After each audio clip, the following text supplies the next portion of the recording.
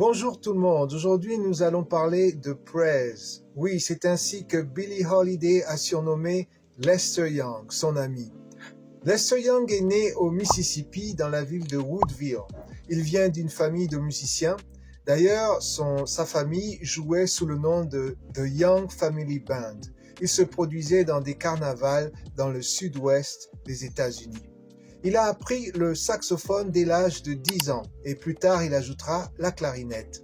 En fait, il va jouer dans plusieurs petits groupes avant d'atterrir dans les années 30 dans l'orchestre de Count Basie à Kansas City. Là, Prez va se faire remarquer par la qualité de son jeu mélodique.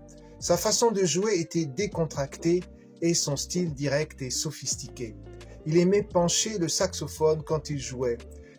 Quand il quitte Count Basie, sa réputation de grand musicien est faite. On le retrouve à New York au milieu des années 30. Il fera la connaissance de Billie Holiday, qui sera son amie jusqu'à la fin.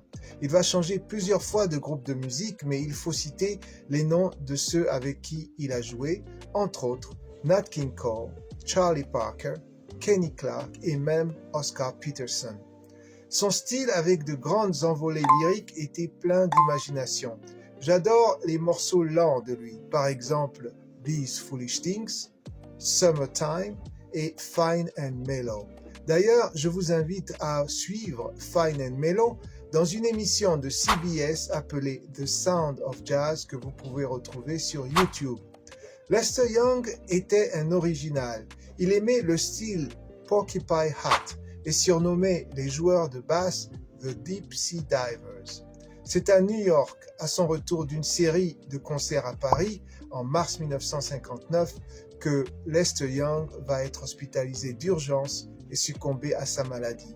Il a influencé de nombreux musiciens avec son style de saxophone sophistiqué et avec son allure élégante et détachée.